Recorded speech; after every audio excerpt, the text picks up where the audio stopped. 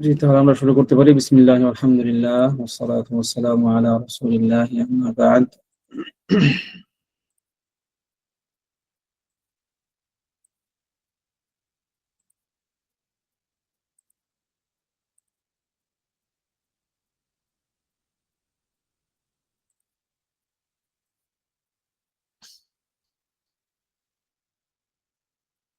তো গত ক্লাসে আলোচনা চলছিল ওয়ালা নাকুলু লা ইয়াদুররু মা'আল ঈমানি যানবুন লিমান আমিলাহু। এটা মনে হয় শেষ হয়েছিল, তাই না? এর এবং এটাও ছিল যে ওয়ালা নুকাফিরু আহাদাম মিন আহলিল কিবলাতি বিযানবিন মা লাম ইয়াস্তাহিল্লাহ, যেখানে আমরা তাকফির বিষয়ে বেশ কিছু আলোচনা করেছিলাম।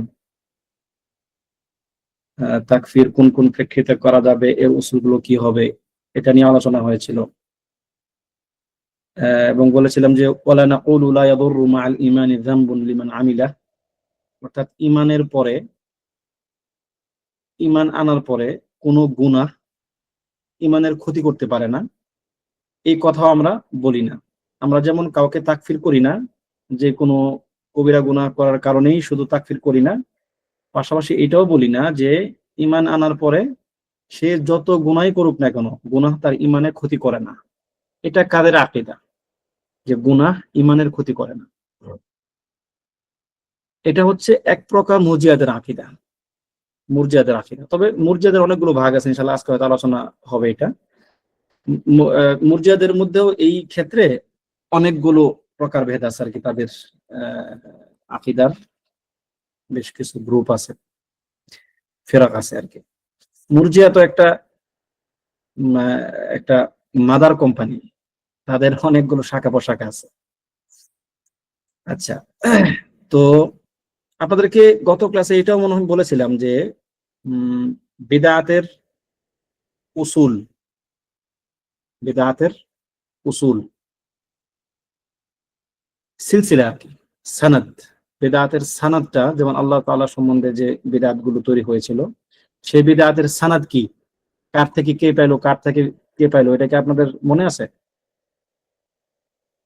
সানাদুল বিদআহ মনে নাই, কারণ নোট করেন নাই। দেখুন, আল্লাহর নবী সাল্লাল্লাহু আলাইহি ওয়াসাল্লাম বলেছেন, কাইয়িদুল ইলমা বিল কিতাবাহ, কাইয়িদুল ইলমা বিল কিতাবাহ, তোমরা ইলমকে লেখার মাধ্যমে সংরক্ষণ করে রাখো। কারণ এটা এটা খুবই নরমাল যে আপনি অনেক কিছু শুনবেন, সবকিছু আপনার মাথায় থাকবে না। মানে এটা হচ্ছে খুবই একটা স্বাভাবিক ব্যাপার। এই জন্য যে কোনো জিনিস যদি আপনার মধ্যে রাখতে চান, মনে করেন যে এটা আপনার মধ্যে থাকা দরকার এবং এটা আপনার পরবর্তীতে দরকার হবে, যদি আপনার এমনটা মনে হয়, তাহলে আপনাকে ওটা লিখতে হবে, লিখতে হবে। এরপরে সেটাকে মুরাজা করতে হবে। উলামায়ে কেরাম খুব আইব মনে করতেন ওই ছাত্রদের ব্যাপারে যে ছাত্ররা লিখে না। মনে রাখবেন, ইলম অর্জন একটা ইবাদা। সলাত যেমন একজনের চেয়ে আরেকজনের সলাত উত্তম হয়, সুন্দর হয়, আল্লাহ তাআলার নিকট অধিক পছন্দনীয় হয়, ইলমটাও আল্লাহ তাআলার নিকট একজনের ইলমের চেয়ে আরেকজনের ইলম অধিক পছন্দনীয় হয়, অধিক সুন্দর হয়, সে অধিক ফায়দামন্দ হয়। ইলম যদি ইবাদা হয়, ইলম যদি ইবাদা হয়, ইলম কি ইবাদা? আপনাদের কি মনে হয়? ইলম, হালিল ইলমু ইবাদাতুন?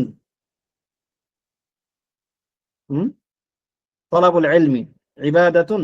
নাম, অবশ্যই। তাহলে যদি ইলমকে আপনাদের ইবাদা মনে হয়, তাহলে আপনাকে বুঝতে হবে যে ইবাদা আপনি যত সুন্দরভাবে করবেন, ইবাদা আল্লাহ তাআলার নিকট কবুল হওয়ার সম্ভাবনা তত বাড়বে এবং এর মাধ্যমে আপনি আল্লাহ তাআলার নিকট অধিক সম্মান প্রাপ্ত হবেন। আল্লাহ তাআলা যদি বলেন যে ইয়ারফাইল্লাহুল্লাযীনা আমানু ওয়াল্লাযীনা উতুল ইয়ারফাইল্লাহুল্লাযীনা আমানু মিনকুম ওয়াল্লাযীনা উতুল ইলমা দারাজাত, তাহলে উতুল ইলমা দারাজাত, এই যে স্তরগুলো, বিভিন্ন স্তর, এই স্তরগুলো বিভিন্ন কারণে হতে পারে। কেন সেটা একটা স্তর হলো না? কেন উলামাদের স্তর একটা না?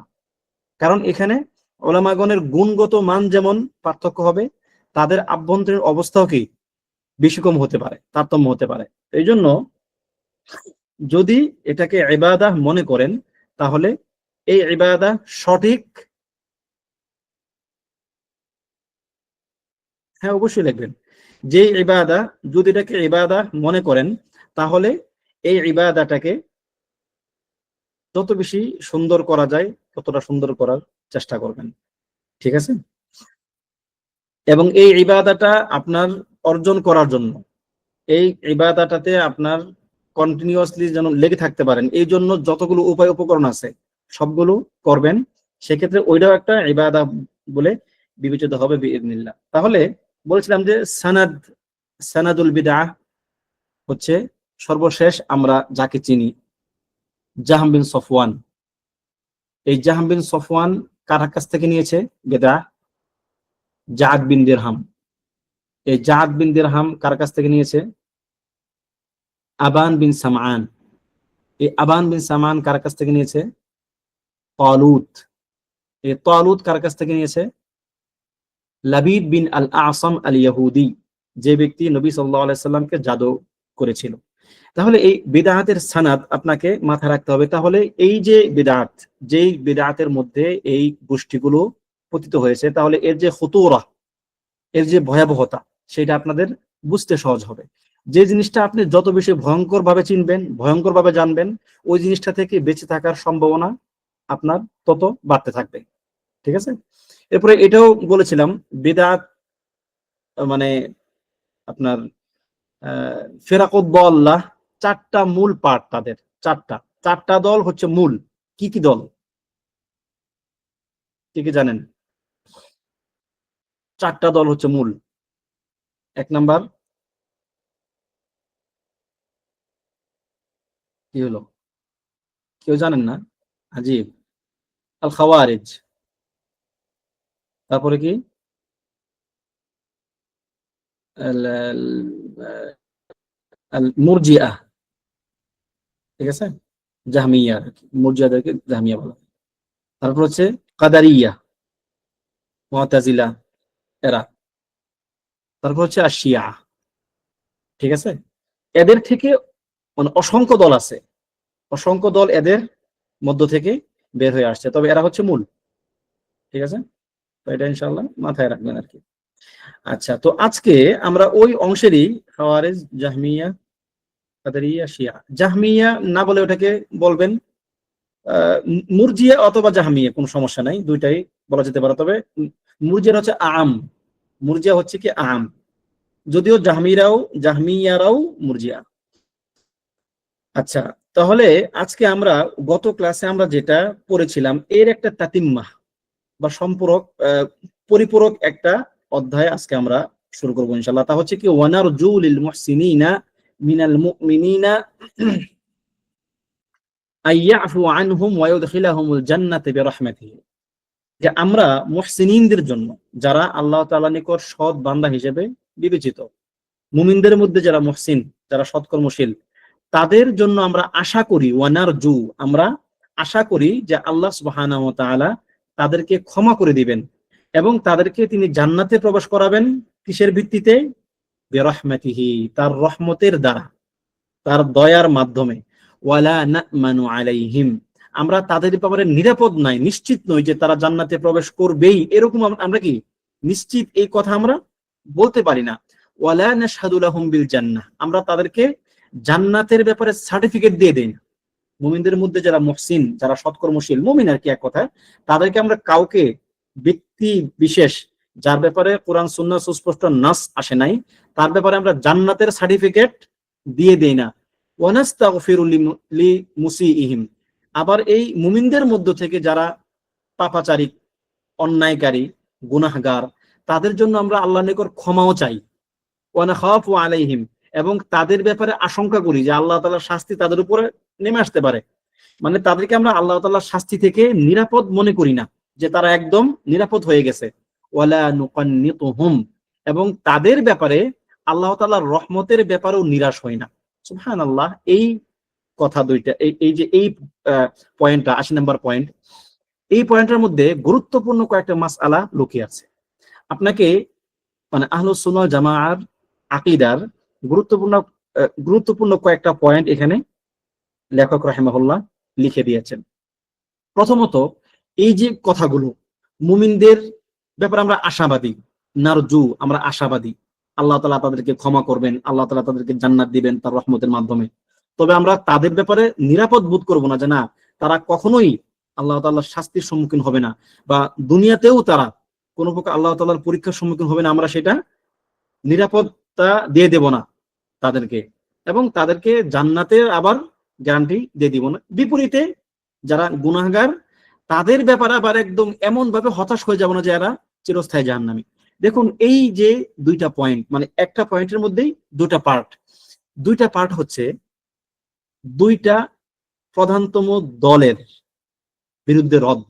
যেমনটা লেখক রাহিমাহুল্লাহ গত কয়েকটা পয়েন্টে বেশ কিছু রুদুদ তিনি নিয়ে আসছেন। তিনি অনেকগুলো বাতিল ফিরকার রদ করেছেন বিভিন্ন মাসআলায়। দেখা যাবে যে একই ফিরকার রদ তিনি একাধিক মাসআলায় করেছেন, কারণ এই মাসআলাগুলো ওই সময়ে অনেক বেশি সম্প্রসারিত ছিল, অনেক বেশি প্রতিষ্ঠিত ছিল, এবং এগুলো নিয়ে মানুষের মধ্যে অনেক বেশি কথাবার্তা হতো। তাহলে লেখক এখানে রাহিমাহুল্লাহ মারুফ যে তিনি যারা মুরজিআহ এবং যারা খাওয়ারিজ, তাদের উভয়ের ব্যাপারেই, মুরজিআহ এবং খাওয়ারিজ উভয়কে তিনি রদ করেছেন। কিভাবে? প্রথম কথায় তিনি রদ করেছেন খাওয়ারিজদের বিরুদ্ধে, এবং দ্বিতীয় কি বলে জি, এখানে রদ করা হয়েছে খাওয়ারিজদের বিরুদ্ধে, এবং দ্বিতীয় কথায় রদ করা হয়েছে যারা মুরজিআহ তাদের বিরুদ্ধে। ঠিক আছে? এখন এই যে প্রথম শব্দটা ওয়ানারজু লিল মুহসিনিনা মিনাল মুমিনিন, রাজা, নারজু, এটা একটা ফেল যা আসছে কোত্থেকে? রাজা থেকে আসছে। রাজা কি ইবাদা? আপনাদের কি মনে হয় রাজা ইটসেলফ কি ইবাদা? জি, ইবাদা, এবং এটা বড় ধরনের একটা ইবাদা। যদি কোনো ব্যক্তির মধ্যে কোনো প্রকার আশা না থাকে, এমন পর্যায়ে সে পৌঁছতে পারে, সে কাফের হয়ে যাবে। হয়তো নেক্সট পয়েন্টে, জি জি সামনে আসতেছে, যে নেক্সট পয়েন্টে এটা বিস্তারিত আলোচনা আসবে, যে যদি রজা এমন একটা ইবাদা, যদি এই ইবাদা থেকে একজন বান্দা পরিপূর্ণ খালি হয়ে যায়, যে না তার মধ্যে কোনো আশা নাই, আশা বলতে কোনো একটা মানে আশার যে যে একটা মূল মাদ্দা ওইটাই তার মধ্যে নাই, তাহলে সে কাফের পর্যন্ত সে হতে পারে। এরপরে রাজা, এর অনেকগুলো ধাপ আছে।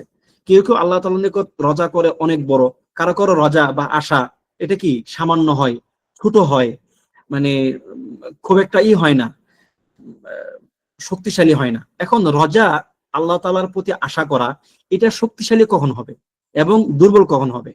আপনি আল্লাহ তাআলার সম্বন্ধে ধারণা, আপনি আল্লাহ তাআলার ব্যাপারে ধারণা কি করতেছেন তার উপরে, এবং ওই ধারণা আপনার কতটুকু শক্তিশালী তার উপরে ডিপেন্ড করবে যে আপনার রজা, ঠিক আছে, আল্লাহ তাআলার প্রতি আপনার আশা বেশি না কম।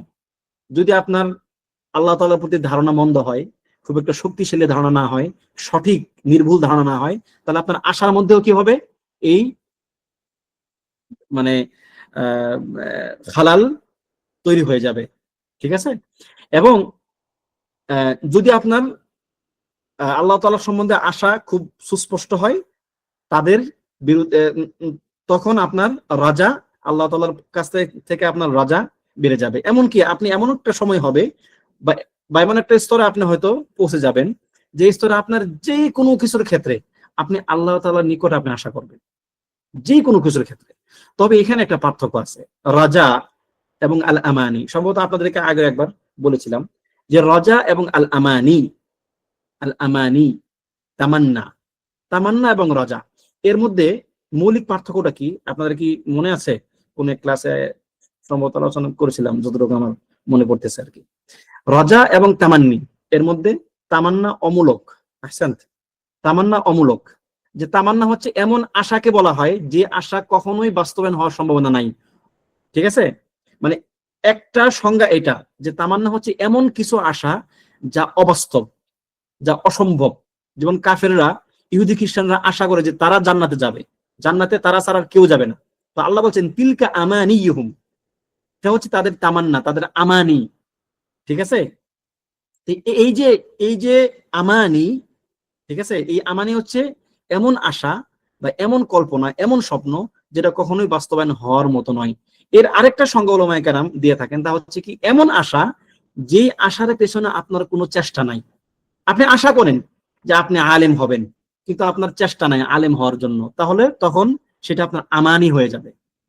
আপনি আশা করেন যে আপনি জান্নাতে প্রবেশ করবেন, কিন্তু আপনি জান্নাতে প্রবেশের কাজগুলো করেন না, তাহলে সেটা কি হবে?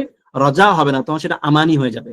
আপনি আশা করেন যে জাহান্নাম থেকে আপনি বাঁচবেন, কিন্তু জাহান্নাম থেকে বাঁচার মতো যে কার্যক্রম সেটা আপনি করেন না, তাহলে এটা হবে না।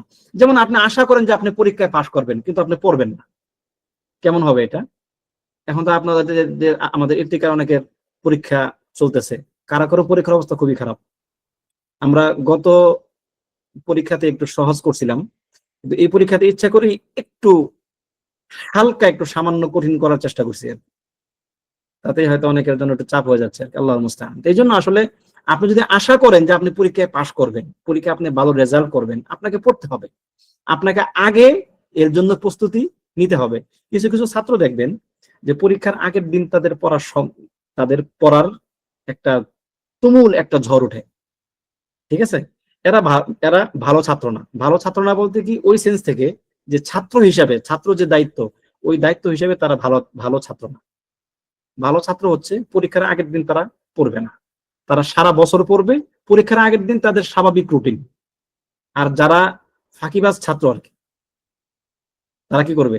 সারা বছর পড়বে না, ওই তো সামনে তো একটা সময় আছে, দিন তো একটা আছে, এই আগের দিন গিয়ে একদম সমানে পড়াশোনা করবে, পরে এই যে একদিনে অনেক বেশি পড়ার কারণে তার ব্রেন উল্টাপাল্টা হয়ে যাবে, সে ভালো রেজাল্ট করতে পারবে না। তো যেটা বলছিলাম, যেটা উদ্দেশ্য, তা হচ্ছে কি আপনি এমন কিছু আশা করেন যার জন্য আপনি কোনো চেষ্টা করেন না, বা আপনার কোনো চূড়ান্ত চেষ্টা নাই আপনার দিক থেকে, সেটা আমানি। আর রাজা কি? রাজা হচ্ছে এমন আশা যেটা সম্ভব, যেটা আপনি চেষ্টা করলে বাস্তবায়ন সম্ভব এবং আপনি চেষ্টা করেন, এটা হচ্ছে রাজা। এখন এবার আপনি একটু আপনার নিজেকে নিয়ে চিন্তা করেন যে আপনি জান্নাত আশা করেন, আপনি কি আল্লাহ তাআলার কাছ থেকে জান্নাত পাওয়ার জন্য চেষ্টা করেন? এমনকি সাহাবা আজমাইন রাদিয়াল্লাহু আনহুম যখন নবী সাল্লাল্লাহু আলাইহি সাল্লামকে বললেন, ইয়া রাসূলুল্লাহ, আমি আপনার সঙ্গে জান্নাতে থাকতে চাই, নবী সাল্লাল্লাহু আলাইহি সাল্লাম তাকে কি বললেন? যে ঠিক আছে, কোনো সমস্যা নাই। না, হ্যাঁ তুমি থাকতে পারবা, কোনো সমস্যা নাই, তুমি আমার সঙ্গে জান্নাতে থাকবে, তবে তুমি আমাকে আইননি বিকাসরাতিস সুজুদ, তুমি আমাকে অধিক সেজদার মাধ্যমে আমাকে সাহায্য করো, মানে আমিও চাই তুমি আমার সঙ্গে জান্নাতে থাকো। তো আমার এই চাওয়াটাও বাস্তবায়িত হবে না যদি তুমি আমল না করো, যদি তুমি কাজ না করো। তোমার আশা যেমন আছে যে তুমি আমার সঙ্গে জান্নাতে থাকবা, আমারও আশা আছে তুমি আমার সঙ্গে জান্নাতে থাকবা, কিন্তু আইননি বিকাসরাতিস সুজুদ, তুমি আমাকে এই ক্ষেত্রে অধিকতর সেজদা করে সাহায্য করো, মানে অধিকতর আমল করো, অধিকতর আল্লাহ তাআলার তাকাররুবের চেষ্টা করো। তার মানে কি এখন, মানে এটা দাঁড়াবে যে সে সে যদি সেজদায় অধিক করে, সে যদি ইবাদত অধিক করে, তাইলে আর নবী সাল্লাল্লাহু আলাইহি সাল্লামের কাছ থেকে আর চাওয়ার কি দরকার? তাহলে তো সে এমনি তো সে চলে যাবে না। লা ইয়াদখুল জান্নাতা আহাদুন ইল্লা বিরাহমাতিল্লাহ, আল্লাহ তাআলার রহমত ছাড়া কেউ জান্নাতে প্রবেশ করবে না। আপনি যতই আমল করেন না কেন, প্রথমত আপনি শেষ মুহূর্তে আপনি এই আমলের উপর থাকতে পারবেন কিনা তার কোনো গ্যারান্টি আপনার নাই। দ্বিতীয়ত, আপনি যত আমলই করেন না কেন, জান্নাত এত দামি, এত দামি, এত দামি যে আপনার সকল আমলগুলো দিয়েও আপনি জান্নাত কিনতে পারবেন না যদি আল্লাহ তাআলা আপনাকে রহমত না দেন। এজন্য উলামায়ে কেরাম বলেন, মানুষ তার আমল দিয়ে জান্নাত কিনে না, মানুষ তার আমল দিয়ে জান্নাত নেয় না। জান্নাতের দাম অনেক বেশি, যদি এর মূল্য নির্ধারণ করতে চান তাহলে অনেক বেশি। বরং আল্লাহ তাআলা মানুষদেরকে তার দয়া পাওয়ার একটা মাধ্যম করে দিয়েছেন আমলকে, যে আমলের মাধ্যমে তার দয়া পাবে, কেউ দয়ার যোগ্য হবে, কোন ব্যক্তি আমলের মাধ্যমে কি সে দয়ার যোগ্য হবে, দয়ার মাধ্যমে সে জান্নাতে যাবে। ঠিক আছে? এমনকি নবী সাল্লাল্লাহু আলাইহি সাল্লামের ক্ষেত্রে একই একই একই কথা। তাকে বলা যে আপনিও না, বলেন যে না, ওয়ালা আনা ইল্লা আইয়াতাগাম্মাদিয়ানাল্লাহু বিরাহমাতিন মিনহু, যে আল্লাহ তাআলা আমাকে তার রহমত দিয়ে ঢেকে দিবেন। তাহলে রহমত ছাড়া আপনি, দয়া ছাড়া আপনি জান্নাতে প্রবেশ করতে পারবেন না। সুতরাং আপনি যদি আল্লাহ তাআলার কাছে আশা করেন যে আপনি জান্নাতে প্রবেশ করবেন, তাহলে আপনাকে এর জন্য আমল করতে হবে। তো এখন এই যে এখানে বলা হলো যে নারজু লিল মুহসিনিনা মিনাল মুমিনিনা আইয়াফু আনহুম ওয়া ইউদখিলাহুমুল জান্নাতা বিরাহমাতিহি। এখানে একটা কায়দা আপনারা নোট করে রাখেন, একটা কায়দা লেখেন। কায়দাটা কি এখন বলবো নাকি পয়েন্টটা শেষ করে বলবো?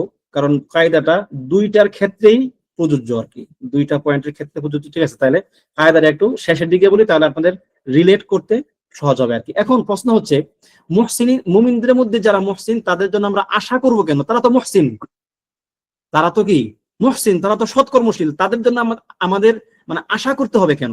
আমরা তাদের ব্যাপারে নিশ্চিত কেন হব না? এর একটা যদি দলিল দিই আপনাকে, বা একটা যদি আপনাকে একটা প্রশ্ন করি যে এমন কোন মানুষ কি পাওয়া যাবে যে গুনাহগার না, যার মধ্যে কোনো গুনাহ নাই? না, অসম্ভব। তার মানে আসলে এমন কোনো ব্যক্তি হতেই পারে না যার কোনো আয়েব নাই, যার কোনো গুনাহ নাই।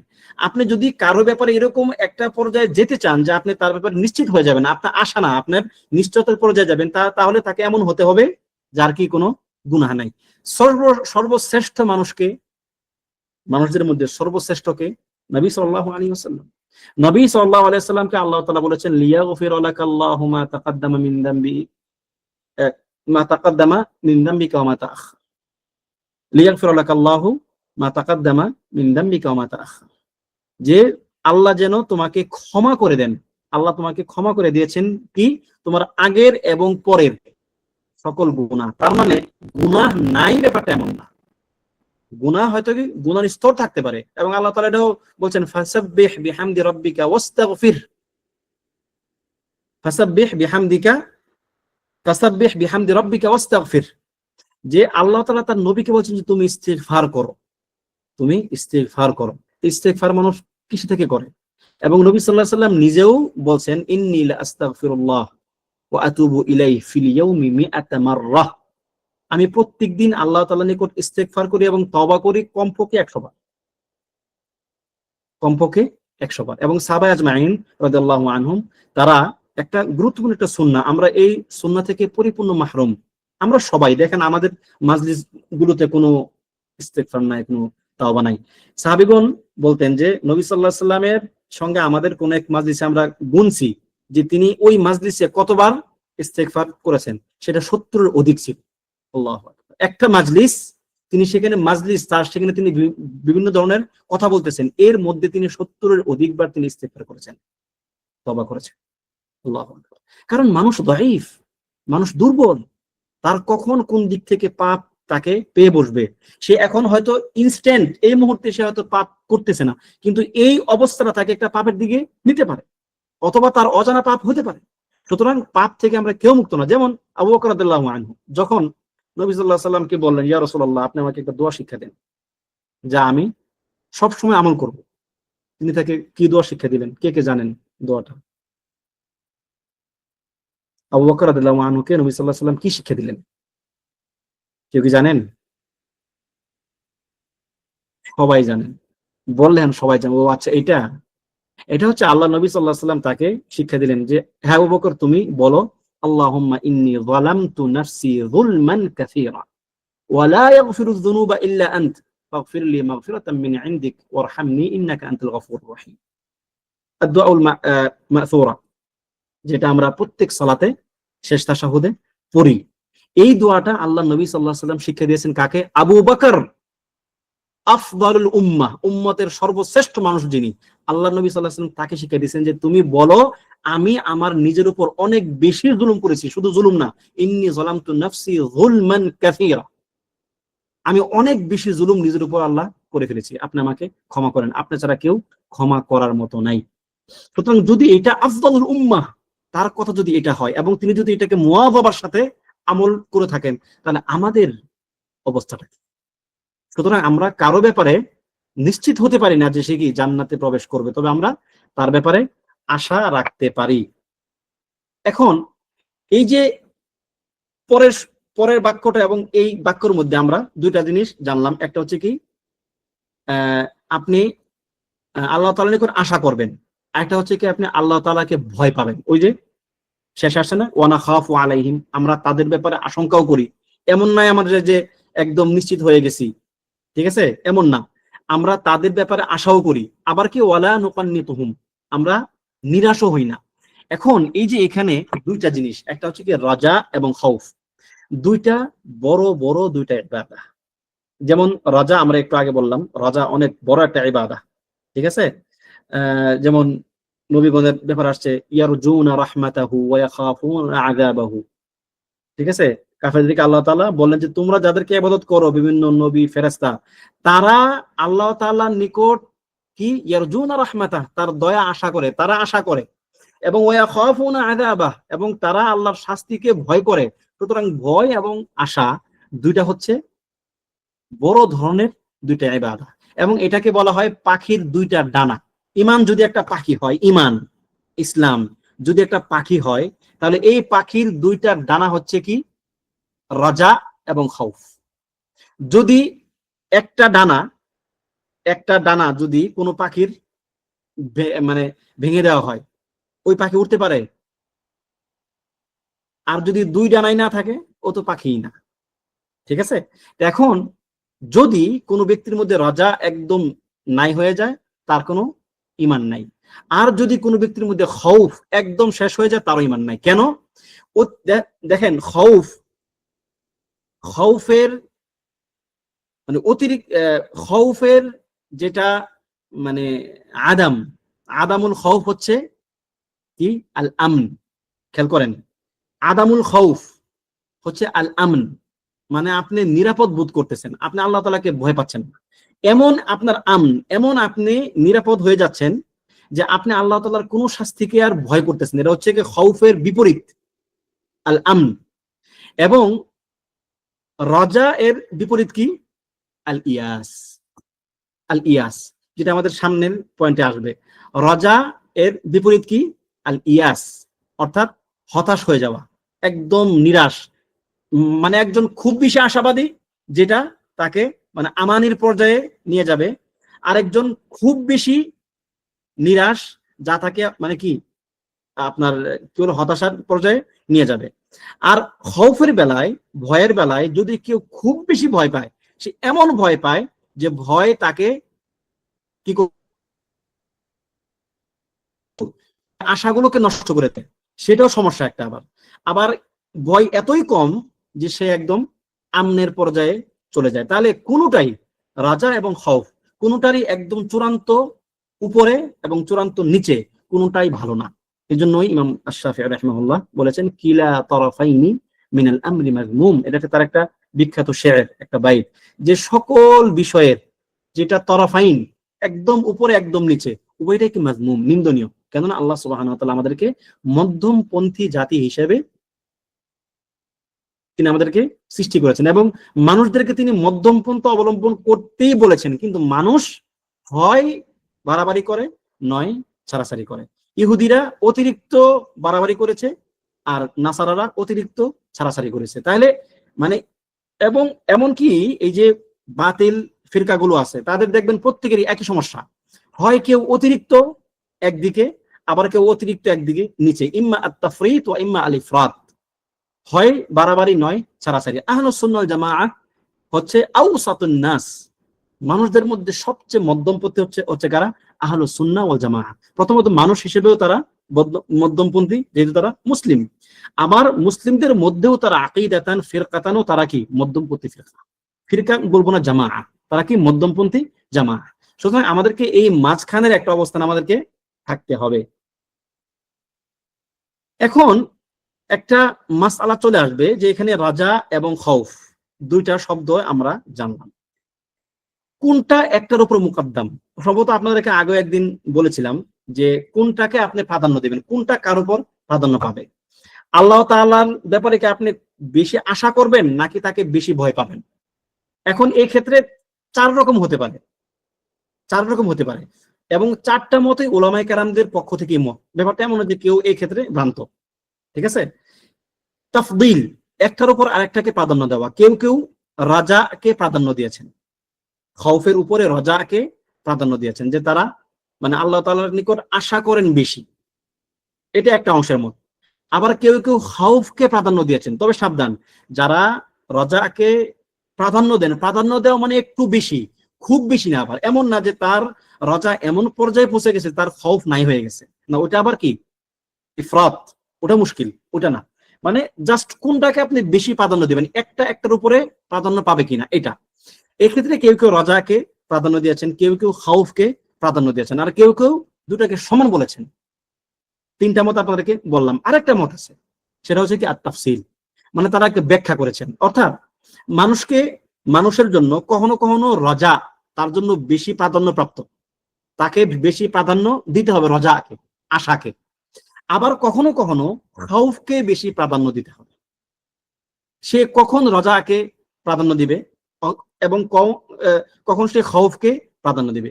খাউফকে প্রাধান্য দিবে তার স্বাভাবিক সময়ে, মানুষের স্বাভাবিক সময়ে, যখন তার অবস্থা ভালো, বিপদ আপদ নাই, সে নর্মাল, এই অবস্থায় সে খাউফকে প্রাধান্য দিবে। কারণ নর্মাল সময়ে মানুষ যদি আশাকে প্রাধান্য দেয়, তাহলে সে এই নর্মাল অবস্থাটা বা তার স্বাচ্ছন্দ্যের সময়টা তুগয়ানের দিকে তাকে নিয়ে যেতে পারে, তাকে সীমালঙ্ঘন করার দিকে নিয়ে যেতে পারে। ঠিক আছে? কারণ এখন তাকে ভয় পাইতে হবে, কারণ এখন তাকে আল্লাহ তাআলা দুনিয়ার অনেক কিছু তার জন্য খুলে দিয়েছেন। এখন তাকে ভয় পাইতে হবে যেন এই খুলে দেওয়াটা তার জন্য সীমালঙ্ঘনের কারণ না হয় দাঁড়ায়। বিপরীতে যখন আপনি অসুস্থ হন, যখন আপনি খুব বেশি বিপদগ্রস্ত হন, তখন আপনি খাউফ, রাজাকে প্রাধান্য দিবেন, যাতে আপনি হতাশ না হয়ে যান। কারণ মানুষ যখন বিপদগ্রস্ত হয়, মানুষ যখন অসুস্থ হয়, মানুষ যখন মৃত্যুর আগ মুহূর্তে থাকে, তখন মানুষের মধ্যে একটা মানে হতাশা কাজ করে। কারণ স্বাভাবিক পরিস্থিতি তাকে হতাশার দিকে আস্তে আস্তে নিতে চায়। ওই সময় আপনার রজা রাখতে হবে, ঠিক আছে, আশা রাখতে হবে যে না, আমার এই অবস্থায় আল্লাহ তাআলা আমাকে এখান থেকে উদ্ধার করতে পারেন, এবং এই অবস্থায় আল্লাহ তাআলা আমাকে হুসনুল খাতিমা, অর্থাৎ সুন্দর সমাপ্তি তিনি আমাকে দিতে পারেন, এই আশা আল্লাহ তাআলার নিকট রাখতে হবে। ঠিক আছে? তাহলে অবস্থা ভেদে আপনার রজা এবং খাউফের প্রাধান্য বাড়বে। এটাই হচ্ছে অধিকতর সঠিক এবং নির্ভরযোগ্য মত। ঠিক আছে? এটা কি অধিকতর সঠিক এবং নির্ভরযোগ্য মত। তো আশা করি এই ব্যাপারটা আপনাদের কাছে একদম ক্লিয়ার হয়ে গেছে, আলহামদুলিল্লাহ। এরপরে হচ্ছে দ্বিতীয় যে পয়েন্ট। আচ্ছা হ্যাঁ, তাহলে একটা কায়দা আপনাদেরকে বলবো, বলেছিলাম এটা কি এখানে বলবো নাকি আরো সামনে বলবো, দেখি মুনাসিব কখনো হয়। কারণ কায়দাটা হচ্ছে আপনার টোটাল ব্যাপারটাকে সে সংক্ষেপে নিয়ে আসে আর কি। ওয়াল আমনু ওয়াল ইয়াস ইয়ানকুলানি আন মিল্লাতিল ইসলামি ওয়া সাবিলুল হাক্কি। না, এখানেই বলি, কারণ কায়দাটা এখানেই বেশি খাটতাছে। একদম বলি এখনই বলেন সুবিধা হবে। আমি তো সুবিধা অসুবিধা ভাবতেছি যে কোন কথার সঙ্গে কায়দাটা বেশি খাপ খাবে আর কি। কায়দাটা হচ্ছে আল্লাহ, মানে আল্লাহ তাআলার পক্ষ থেকে একটা হচ্ছে ওয়াদ। খেয়াল করেন, যদি এটা আমাদের অন্য আলোচনাতে সম্ভবত আমরা বলেছিলাম কিনা জানি না, তবে এই মুনাসাবাতে, এই উপলক্ষে আপনারা একটু শুনে নেন, ব্রেনের মধ্যে সাবিত হবে। আল্লাহ তাআলা পক্ষ থেকে দুইটা ব্যাপার ঘটেছে কোরআনে। যেমন আল্লাহ তাআলা কাউকে কাউকে তিনি ওয়াদা করেছেন, কথা করছেন না তিনি মুমিনদেরকে জান্নাতের। আবার তিনি ওয়াইদ, তিনি হুমকিও দিয়েছেন, শাস্তির হুমকি দিয়েছেন। একটা হচ্ছে রহমাতের ওয়াদা করেছেন, দয়ার ওয়াদা করেছেন, জান্নাতের ওয়াদা করেছেন। আবার অন্যদিকে তিনি জাহান্নামের ভয় দেখিয়েছেন, হুমকি দিয়েছেন, তার গজব, তার যে ক্রোধ, সাখত, এর তিনি ভয় দেখিয়েছেন। তাহলে এখানে আমাদের কাছে দুইটা জিনিস, একটা কি আল ওয়াদ ওয়াল ওয়াইদ। আল ওয়াদটা এর সঙ্গে যায় হচ্ছে রাজা, রাজাটা এর সঙ্গে যায়, মিলে আর কি, খাপের মানে এটা এটা হয় আর কি, খাপ খায়। আর ওয়াইদের সঙ্গে খাউফ, এটা মিলে। অর্থাৎ যখন আল্লাহ তাআলার ওয়াদা আপনি শুনবেন, তখন আপনি ওই ওয়াদার প্রতি আশান্বিত হবেন।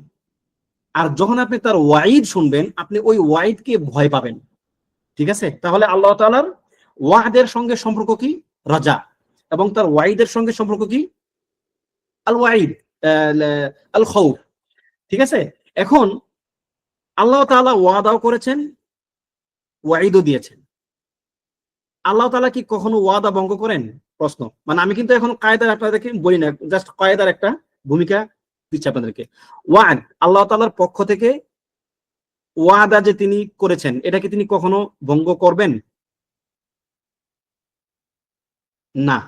মাশাআল্লাহ, অনেকে লেখেন ইন্নাল্লাহ লা ইখলিফুল মিআদ, ইন্নাকা লা তুখলিফুল মিআদ, ইত্যাদি অনেকগুলো আয়াত আসছে কোরআনে। ঠিক আছে? তাহলে আল্লাহ তাআলা ওয়াদা বা ওয়াদ ভঙ্গ করবেন না। এবার আসেন, তার যে ওয়াইদ, তার ওয়াইদ কি ভঙ্গ হবে? তিনি যে শাস্তির হুমকি দিয়েছেন, সেটা কি কি ব্যত্যয় হতে পারে?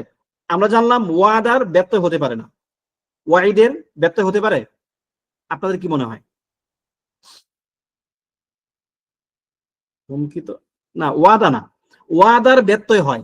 যেমন ওয়াদা আল্লাহ তাআলা কখনোই ভঙ্গ করবেন না, কিন্তু ওয়াইদ তিনি যে, ওয়াদা মানে কি, ওয়াদা হচ্ছে ভালো জিনিসের ওয়াদা করা, জান্নাতের, রহমতের, দয়ার ইত্যাদি। আর ওয়াইদ হচ্ছে শাস্তির ভয় দেখানো। তো তিনি তিনি যে শাস্তির ভয় আপনাকে দেখালেন, এটা কি ব্যত্যয় হতে পারে? আচ্ছা, একজন লিখলেন কাউকে কাউকে মাফ করে দিবেন, ঠিক আছে, মাশাআল্লাহ। আচ্ছা, মানে আপনাদের কাছে ফিকরাটা আলহামদুলিল্লাহ ক্লিয়ার। এখন শুধু এটাকে একটা কায়দা হিসাবে মাথায় রাখবেন। খুলফুল ওয়াইদি, হুমকি দিয়েছেন শাস্তি দিবেন, সবাইকে অবশ্যই বলেননি।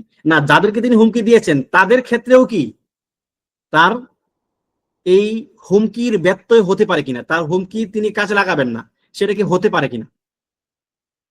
ঠিক আছে, উত্তর হচ্ছে হ্যাঁ, হতে পারে। এখন সেটা কাদের ক্ষেত্রে? উত্তর হচ্ছে একটা কায়দা মাথায় রাখেন, খুলফুল ওয়াইদি, খুলফুল ওয়াইদি মুমকিনুন লিল মুমিনি দুনাল কাফির। এটা হচ্ছে একটা কায়দা, একটা শারঈ কায়দা এটা। এই ক্ষেত্রে আর কি ওয়াইদ এবং ওয়াইদের মাসআলায় এটা একটা কায়দা যে খুলফুল ওয়াইদি মুমকিনুন লিল মুমিনি দুনাল কাফির। অর্থাৎ ওয়াইদ, তার যে হুমকি, তার শাস্তির শাস্তির ঘোষণা, সেটার ব্যত্যয় ঘটতে পারে মুমিনের ক্ষেত্রে, কাফেরের ক্ষেত্রে না। আল্লাহ তাআলা মুমিনদেরকে যে শাস্তির হুমকি দিয়েছেন বিভিন্ন ক্ষেত্রে বা পাপের ক্ষেত্রে, সেটার ব্যত্যয় হতে পারে, কিন্তু কাফেরকে তিনি যে শাস্তির হুমকি দিয়েছেন, কাফেরের ক্ষেত্রে ওয়াইদের ব্যত্যয় ঘটবে না। কেন ঘটবে না? মুমিনের ক্ষেত্রে কেন ঘটবে, কাফেরের ক্ষেত্রে কেন ঘটবে না? কাফেরের ক্ষেত্রে ঘটবে না এর কারণ হচ্ছে, কাফের মানুষ কখন হয়? যখন কেউ কুফর বা শিরিক করে। এজন্য, এবং আল্লাহ তাআলা বলছেন ইন্নাল্লাহা লা ইয়াগফিরু আন ইউশরাকা বিহি ওয়া ইয়াগফিরু মা দুনা যালিকা লিমান ইয়াশা। খুলফুল ওয়াইদি মুমকিনুন লিল মুমিনি দুনাল কাফির। লিল মুমিনি, লিল মুমিনিন চলে, সমস্যা নেই, তবে লিল মুমিনি দিবেন। ঠিক আছে, দেখেন এখানে আল্লাহ সুবহানাহু ওয়া তাআলা কাফেরদেরকে তিনি ক্ষমা করবেন না ঘোষণা দিয়ে দিয়েছেন। কেন? কারণ কেউ কাফের হয় না শিরিক বা কুফর ছাড়া। তো কুফর, বড় কুফর এবং শিরকের গুনাহ আল্লাহ তাআলা ক্ষমা করবেন না, এটা তিনি ঘোষণা দিয়ে দিয়েছেন। ঠিক আছে, তো এই ক্ষেত্রে কাফেরদের গুনাহ ক্ষমা হবে না। তাহলে ক্ষমা হবে কারটা? ক্ষমা হতে পারে কারটা? ওয়ায়াগফিরু মা দুনা যালিকা লিমান ইয়াশা। আল্লাহ তার এছাড়া এই শিরকের গুনার নিচে যতগুলো গুনাহ আছে, আল্লাহ তাআলা যাকে ইচ্ছা তাকে ক্ষমা করে দিবেন। কথা ক্লিয়ার হলো? এখন তিনি যাকে ইচ্ছা তাকে ক্ষমা করে দিবেন কেন? আর তাহলে ওয়াদা কেন ভঙ্গ হওয়া জায়েজ নাই? ওয়াদা অসম্ভব ভঙ্গ হবে, কিন্তু ওয়াইদ ভঙ্গ হতে পারে। কারণ কি? মানে আপনি কাফেরদের কথা বাদ দেন, কাফেরদের ক্ষেত্রে ওয়াইদ ভঙ্গ হবে না, দুনাল কাফের সেটা বাদ। কিন্তু মুমিনের আসসালামু ক্ষেত্রে আলাইকুম ওয়াদা উস্তাদ। কখনোই ভঙ্গ হবে না, কিন্তু ওয়াইদ ব্যত্যয় হতে পারে। কারণ কি? জি জাহিদ ভাই। আপনি একটা কায়দা বলছিলেন যে আরবিতে খলফুল ওয়াইদ মুমকিনুল, কি একটা বলছেন, ওটা একটু আবার বলেন। ওই যে একজন লেখছে ইয়াতে কমেন্টে, খুলফুল ওয়াইদি, খুলফুল ওয়াইদি মুমকিনুন লিল মুমিনি দুনাল কাফির। ওয়াইদের ব্যত্যয় হতে পারে মুমিনের ক্ষেত্রে, কাফেরের ক্ষেত্রে না। এখন প্রশ্ন হচ্ছে মুমিনের ক্ষেত্রে কেন ব্যত্যয় হবে? ব্যত্যয় হওয়ার ওয়াজ বা মানে এর এর মানে কারণটা কি আসলে? কেন আল্লাহ তাআলা ওয়াইদ মুমিনের ক্ষেত্রে তিনি ব্যত্যয় করতে পারেন, কিন্তু ওয়াদ, যেটা ওয়াদা তার, সেটা কখনোই ব্যত্যয় হবে না। ইন্নাল্লাহা লা ইখলিফুল মিআদ। এর কারণ কি? ওর কারণ কি? এর কারণ কি? হ্যাঁ, এটা এক বোন লিখলেন যে ইয়াগফিরু লিমান ইয়াশা ওয়া ইউআযিবু মান ইয়াশা, এটা হচ্ছে দলিল, কিন্তু কারণটা কি? কেন? রহমতের কারণে না, রহমতের কারণে তিনি তো মাফ করবেন, ঠিক আছে, কিন্তু এর আরেকটা আরো সুন্দর একটা উত্তর আছে। উত্তরটা হচ্ছে দেখেন, ওয়াইদ হুমকি, যেটা হুমকি হচ্ছে আল্লাহ তাআলার হক। হুমকি কি? তিনি যে বান্দাকে শাস্তি দিবেন, এটা কি তার হক, যে তিনি এই শাস্তি দেওয়ার অধিকার কার? আল্লাহ তাআলা। তিনি তার হক মাফ করে দিতে পারেন। কারণ আমাদের স্বাভাবিক বিবেচনায়, আমাদের মনুষ্য যে চিন্তা চেতনা, আমাদের বুদ্ধি বিবেক আকল, এখানে কিন্তু আমরা এটা বুঝি যে যদি আমার হক আমি ছেড়ে দেই, বরং এইটা ছেড়ে দেওয়ার মধ্যে একটা বিশেষ মাহাত্ম্য আছে। ধরেন আপনি কারো কাছে 1000 টাকা পান, আপনি তাকে মাফ করে দিলেন, আপনার হক আপনি ছেড়ে দিয়েছেন। এই হক ছেড়ে দেওয়াটা কিন্তু একটা মহত্বের লক্ষণ। আল্লাহ তাআলা যে মহান, এই মহত্বের লক্ষণ হচ্ছে একটা এটা, যে তিনি তার নিজের অধিকার অনেক সময় ছেড়ে দেন, যে না আমি তোমার কাছ থেকে আমার এই অধিকারটা ছিল, আমি সেটা আমি নিব না, বা আমার অধিকার ছিল তোমাকে শাস্তি দেওয়ার, আমি সেটা তোমাকে দেব না। তাহলে এই যে খুলফুল ওয়াইদ হচ্ছে আল্লাহ তাআলার একটা, তার সম্মান বৃদ্ধি করবে এটা, মানে এইটা তাকে ছোট করবে না, বরং এটা তাকে বড় করবে, তার মাহাত্ম্য বৃদ্ধি হবে, তার কারাম, তার দয়া, তার রাহমা ইত্যাদি প্রকাশ পাবে গুণগুলো। ঠিক আছে, কারণ এটা তার হক, তিনি তার হক মাফ করে দিয়েছেন। কিন্তু ওয়াদ, যখন কোনো ব্যক্তি ওয়াদা করে যে আমি তোমাকে 5,000 টাকা দেব তুমি যদি এই কাজটা করো, তাহলে ওয়াদা পূর্ণ করা কিন্তু তখন ওই ব্যক্তির অধিকার হয়ে যাবে। আপনি যার নিকট ওয়াদা করলেন ওই ব্যক্তির হক হয় তখন যে সেটা আপনার কাছ থেকে পায়। যদিও মানে আল্লাহ সুবহানাহু ওয়া তাআলার কাছে আমরা কখনোই কোনো কিছু পাই না, অধিকার বলে যে তিনি আমাকে দিতে বাধ্য, ওই সেন্স থেকে আমরা কোনো কিছুই পাই না, অধিকার না আমাদের কোনো। কিন্তু আল্লাহ তাআলা দয়া পরবশ হয়ে তিনি আমাদের জন্য কিছু হুকুক, কিছু অধিকার আল্লাহ তাআলার নিকট তিনি সাব্যস্ত করে দিয়েছেন। সেটা মানে আমরা আমাদের দিক থেকে পাই ব্যাপারটা এমন, সাবধান, তিনি আমাদেরকে দয়া করে তার উপর কিছু মানে বান্দার কিছু অধিকার তিনি সাব্যস্ত করে দিয়েছেন। তার মধ্যে একটা কি, আল্লাহ তাআলা যদি আপনাকে কোনো ওয়াদা করেন তাহলে তিনি মানে আপনি সেই ওয়াদার যে বিষয়টা সেটা আপনার অধিকারী আপনি। তো যেহেতু সেটা আপনার অধিকার, আল্লাহ তাআলা কখনোই আপনার অধিকার ছিনিয়ে নেবেন না। এবং মানুষের বিবেচনায়ও কেউ কারো অধিকার ছিনিয়ে নেওয়াটাকে জুলুম মনে করে, কারণ ওয়াদা ভঙ্গ করা একটা জুলুম। বাস্তবিক ভাবেও আপনি যদি কারোর নিকট ওয়াদা করেন যে আপনি তাকে একটা কিছু দিবেন, পরে দেন নাই, এইটা কিন্তু এক নাম্বার তো হচ্ছে আপনার মুরুআর খেলাফ, এটা আপনার ব্যক্তিত্বের খেলাফ, আপনি ভালো মানুষ হিসেবে সমাজে বিবেচিত হবেন না। দ্বিতীয়ত আপনি তার হক নষ্ট করলেন, আপনি তার উপর জুলুম করলেন। কিন্তু আল্লাহ তাআলা ওয়ামা রাব্বুকা বিযাল্লামিল লিল আবিদ, আল্লাহ তাআলা কোনো বান্দাকে জুলুম করেন না। সুতরাং যেহেতু তিনি এই হকটা তার জন্য সাবেত করে দিয়েছেন, সুতরাং তিনি কখনোই এটা কি করবেন না, এই মানে ফিরায় নিবেন না, কারণ এটা ফিরিয়ে নেওয়াটা তার শানের খেলাফ, তার শানের সঙ্গে যায় না, তার শান আরো অনেক উঁচুতে। ঠিক আছে, তাহলে আশা করি এই ব্যাপারটা আপনারা ক্লিয়ার হয়ে গেছেন যে খুলফুল ওয়াঈদি মুমকিনুল লিল মুমিনি দুনাল কাফির। কেন মুমকিন? কেন হাদা মিন হাক্কিল্লাহ, আর ওয়াদ হাদা মিন রাহমাতিল্লাহ, তার দয়া, তার দয়া তিনি উঠায় নেন না, কিন্তু তার হক তিনি উঠায় নিতে পারেন। কথা ক্লিয়ার হলো? এই মাসালায় কারো অস্পষ্টতা আছে? যদি থাকে এখন বলেন, সমস্যা নেই। জি, আমি তো ছিলাম না, আবার একটু যদি রিপ্লাই করতেন। না, রিপ্লাই করা হবে না। অস্পষ্টতা থাকলে যারা ছিল না তারা পরবর্তীতে ক্লাসের ভিডিও দেখবেন, কিন্তু যারা এখন আছেন অস্পষ্ট, বুঝতে পারেন নাই, তাদের জন্য সেটা। কোনটা লাস্ট বাক্যটা আবার মিন ফাদলিক, লাস্ট বাক্যটা কোনটা? যে আল্লাহ সুবহানাহু ওয়া তাআলা মুমিনদের ক্ষেত্রে ওয়াঈদ ভঙ্গ করতে পারেন, মানে ওয়াঈদের ব্যত্যয় করতে পারেন, কারণ ওয়াঈদ তার হক, এটা তার অধিকার, আল্লাহ তাআলার অধিকার, তিনি তার অধিকার ছেড়ে দিতে পারেন।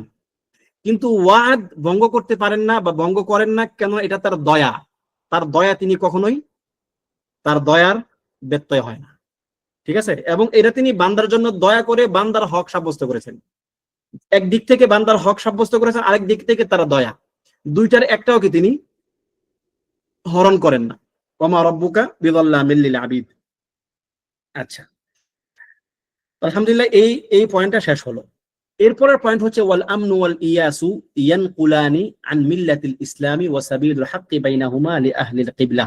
দেখেন এখানে ওই যে আমরা একটু আগে যেটা বললাম তার একটা তাতিম্মা হচ্ছে এটা, আল আমন, আল আমন মানে নিরাপদ বোধ করা, ওয়াল ইয়াস হতাশ হয়ে যাওয়া, এই দুইটা। আল আমন একদম আল্লাহ তাআলার শাস্তি থেকে নিরাপদ বোধ করা, ওয়াল ইয়াস আল্লাহ তাআলার রহমতের ব্যাপারে হতাশ হয়ে যাওয়া, ইয়ানকুলানি আন মিল্লাতিল ইসলাম, ইসলাম থেকে মানুষকে বের করে দেয়।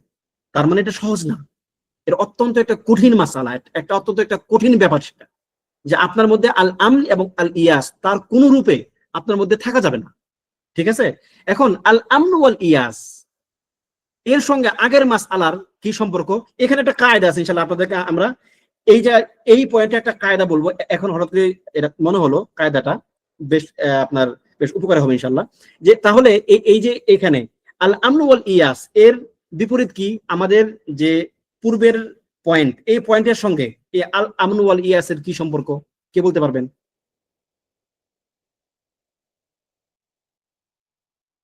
আমরা এর আগে আর রাজা এবং খৌফ বলেছিলাম। দেখেন আগের এই যে আপনার 80 নাম্বার পয়েন্টের মূল কথা কি? রাজা এবং খৌফ, তাই কিনা? এবং 81 নাম্বারের মূল পয়েন্ট কি? আল আমন ওয়াল ইয়াস। তাহলে রাজা এবং খৌফ এবং আল আমন ওয়াল ইয়াসের মধ্যে সম্পর্ক কি? একটু আগে অবশ্য আমি এক এক কথার ফাঁকে বলেছিলাম, আপনার মনে আছে কিনা? রাজায়ের বিপরীত ইয়াস, আহসান, খৌফের বিপরীত আমন। ঠিক আছে? অর্থাৎ রাজা আপনি রাখবেন, কিন্তু আপনি কি আমন যেন আপনাকে পেয়ে না বসে। আপনি আল্লাহ তাআলার রহমতের প্রতি আশা রাখবেন, কিন্তু এই আশা যেন আপনাকে তার শাস্তি থেকে নির্ভয় না করে দেয়। আল আমন মানে কি? নির্ভয় হওয়া। তার শাস্তি থেকে আপনি নির্ভয় কখনো হবেন না। কেন হবেন না বলতেছি। এবং আপনি আল্লাহ তাআলার শাস্তিকে আপনি ভয় পাবেন, এটা ঠিক। আপনার ভয় একদম না থাকা আবার কি হারাম। যদি একদম ভয় না থাকে তার ঈমান থাকবে না। আবার এমন ভয় পাইলেন, আপনি ভয় পাইতে পাইতে পাইতে পাইতে আপনি আল্লাহ তাআলার দয়া থেকেই নিরাশ হয়ে গেলেন যে না, আল্লাহ এত, মানে আপনি শুধু আল্লাহ তাআলার যে মানে তার যে সিফাতুল জালাল বা আসমাউল জালাল যেগুলো আছে, আপনি সেগুলো শুধু পড়ছেন, আজিজ, কাহ্হার, জব্বার, মুতাকাব্বির, ঠিক আছে? তারপরে মানে এই যেগুলো আছে আর কি, শাদীদুল ইকাব, আজিজুন যু ইনতিকাম, আপনি শুধু এগুলোই পড়ছেন। এগুলো পড়তে পড়তে পড়তে পড়তে এমন একটা সময় আসছে যে আপনার মধ্যে একটা হতাশা চলে আসছে। আল্লাহ মনে তাহলে কাউকে দয়া করেন না। এই যে দয়া না করার যে একটা মানসিকতা, হতাশা, এটাকে বলা হয় আল ইয়াস। তাহলে দুইটাই কি? রাজার চূড়ান্ত লেভেল হচ্ছে আল আমন, এবং খৌফের চূড়ান্ত লেভেল কি? আল ইয়াস। এই দুইটাই হচ্ছে ইয়ানকুলানি আন মিল্লাতিল ইসলাম, ইসলাম থেকে মানুষকে বের করে দেয়। কেন বের করে দেয়? কেননা আল আমন ইস্তিহানাতু কি আল ইস্তিহানাতু বিওয়াইদিল্লাহ। আল আমনু আল ইস্তিহানাতু বিওয়াইদিল্লাহ। আমন হচ্ছে আল্লাহ তাআলার হুমকি, তার শাস্তির ভয় দেখানোকে তুচ্ছ তাচ্ছিল্য করা হয়। আপনি কখন হয় মানুষের নিরাপদ বোধ করে সে কখন? যখন সে আল্লাহ তাআলার হুমকির যে তার যে হুমকিগুলো আছে, সে এই হুমকিগুলোকে সে দাম দেয় না, ইস্তিহানা। এটা হচ্ছে আল্লাহ তাআলাকে অতিরিক্ত কি করা? আল্লাহ তাআলাকে ইস্তিহানা করা। এটা লিআন্নাল আমনা ইস্তিহানাতুন বিওয়াইদিল্লাহ, ঠিক আছে? এবং আর ইয়াসটা কি? ইয়াস হচ্ছে মানে মানে কি বলে এটাকে? আল্লাহ তাআলাকে দয়ার সিফাত থেকে নাফি করে দেওয়া, ঠিক আছে? আমন হচ্ছে আল্লাহ তাআলার শাস্তির ব্যাপারে তাকে অবজ্ঞা করা, ঠিক আছে? আল্লাহ তাআলাকে অবজ্ঞা করা, এই জন্য সেটা কুফর। কেন? মানে দেখেন, এখানে কিন্তু ইয়ানকুলানি আন মিল্লাতিল ইসলাম, ইসলাম থেকে সে আপনাকে বের করে দিচ্ছে। এর কারণটা যদি আপনি না জানেন, তাহলে আপনার মধ্যে একটু পেচ লাগবে যে এটার কি? মানুষ তো হতাশ হতে পারে, মানুষ তো আশা করতে পারে না। এই যে আল আমন, নিরাপদ বোধ করা, এবং ইয়াস, হতাশ হয়ে যাওয়া, এই দুইটা কেন মানুষকে ইসলাম থেকে বের করে দেয়? এর কারণটা কি? মাহিল ইল্লাহ। ইল্লাহ হচ্ছে আল আমন, আল্লাহ তাআলাকে তুচ্ছ তাচ্ছিল্য করা হয় আল আমনের মাধ্যমে। আল্লাহ তাআলার হুমকিকে তুচ্ছ তাচ্ছিল্য করা হয়। আর আল্লাহ তাআলার হুমকিকে তুচ্ছ তাচ্ছিল্য করা ভালো না খারাপ? ভালো খারাপের প্রশ্ন না, এটা কুফর, এটা করা যাবে না। আবার অন্যদিকে আল্লাহ তাআলাকে রহমত থেকে খালি মনে করা, এটা কি?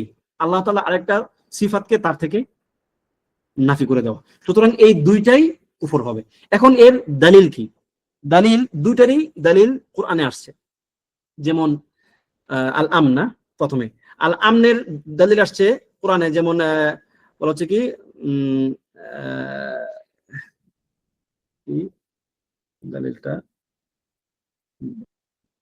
দলিলটা কার কার মনে আছে? আমার আমনের দলিল আরেকটা মাথায় ছিল, ভুলে গেলাম।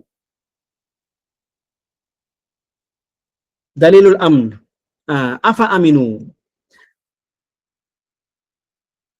আমিনু মাকরাল্লাহ।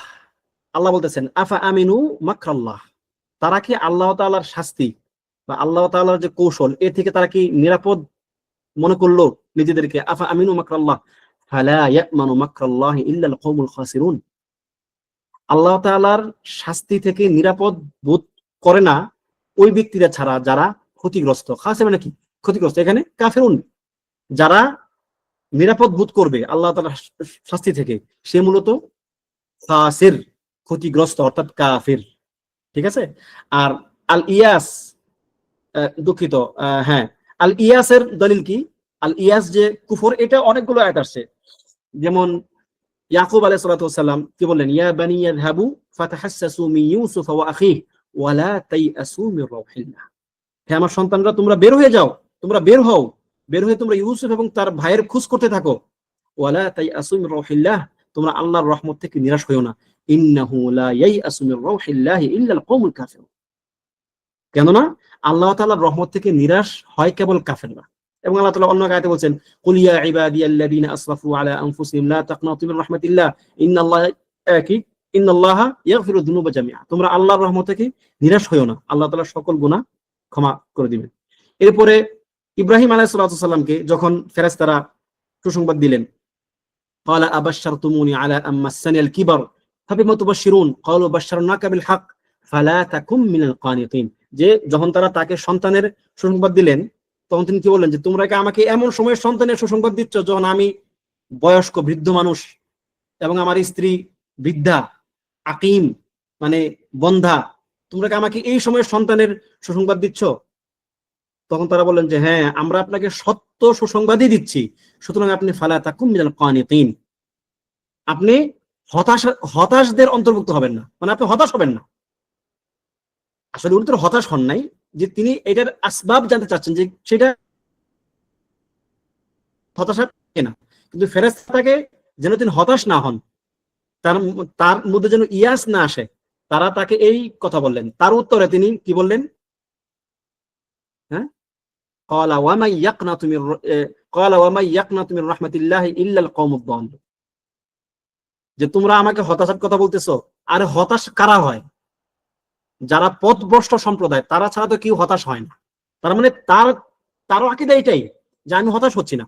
তার মানে হচ্ছে যে যারা হতাশ হবে আল্লাহ তাআলার রহমত থেকে, যারা হতাশ হবে তারা একদিক থেকে কাফের, একদিক থেকে পথভ্রষ্ট, ঠিক আছে, আবার অন্য দিক থেকে আরো নানান দোষে তাদেরকে দূষিত করা যেতে পারে। তাহলে এরকম অনেকগুলো আয়াত আপনারা ইনশাআল্লাহ কোরআনে পেয়ে যাবেন। তাহলে এটা আমরা ক্লিয়ার, ইসলাম কেন সেটাও জানলাম। ওয়াসাবিলুল হাক্কি বাইনাহুমা লি আহলিল কিবলা। তাহলে সঠিক পথ কি? সঠিক পথ হচ্ছে এর মাঝখানে। আহলুল কিবলার মধ্যে যারা এর মাঝখানে থাকবে তারা হচ্ছে হকপন্থী। তারা কারা? যারা মনে করে যে কি আল্লাহ তাআলার কাছে আমরা আশা করি কিন্তু তার শাস্তি থেকে নির্ভয় হই না, আমরা আল্লাহ তাআলাকে ভয় করি কিন্তু তার রহমত থেকে নিরাশ হই না। কথা বোঝা গেল? এটা একটা কায়দা হিসাবে মাথায় রেখে দেন। আমরা আল্লাহ তাআলার নিকট নারজু মিনাল্লাহ লা নামান ওয়া নাখাফু মিন আযাবিল্লাহ ওয়া লা নাইআস। এই হলো আমাদের আকীদা এই ক্ষেত্রে। ঠিক আছে, যে আমরা আল্লাহ তাআলার নিকট আশা করি কিন্তু নিরাপদ বোধ করি না, আবার ভয় করি, হতাশ হয়ে যায় না। আশা করি ক্লিয়ার। এরপরের পয়েন্ট 82 নম্বর পয়েন্ট, ওয়ালা ইয়াখরুজুল আবদু মিনাল ঈমানি ইল্লা বিজুহুদিম মা আদখালাহু ফি। সময় কি আছে আমাদের? 1 ঘন্টা হয়ে গেছে, দরকার নাই। এবং এইটা ভিন্ন আলোচনাও অবশ্য। এরপরে ওয়াল ঈমান ওয়াল ইকরার, মানে ঈমানের আলোচনাগুলো পরে আসছে। সুতরাং আমরা 82 নম্বর পয়েন্ট থেকে ইনশাআল্লাহ নেক্সট ক্লাস আলোচনা করব। তাহলে আজকে মূলত আমাদের আলোচনা হয়েছে ভয় এবং আশা। দুইটা গুরুত্বপূর্ণ পয়েন্ট, ভয় এবং আশা। আপনার জীবন পরিবর্তন করে দিবে ভয় এবং আশা। যদি আপনার মধ্যে আশা না থাকে, আপনার জীবন অতিষ্ঠ হয়ে যাবে। যদি আপনার মধ্যে ভয় না থাকে, জীবন অতিষ্ঠ হবে অন্য দিক থেকে আর কি। ঠিক আছে, আপনার আখিরাত নষ্ট হয়ে যাবে। সুতরাং দুইটাকে আপনাকে একটা সমন্বয় করে জীবনটাকে পরিচালনা করতে হবে। আল্লাহ সুবহানাহু ওয়া তাআলা আমাদেরকে তৌফিক দান করুন এবং এই মাসআলাগুলো ভালোভাবে বুঝার, জানার এবং অন্যদেরকে জানানোর তৌফিক দান করুন। আমিন। ওয়া সাল্লাল্লাহু ওয়া সাল্লামা আলা নাবিয়িনা মুহাম্মাদিন ওয়া আলা আলিহি ওয়া সাহবিহি আজমাইন।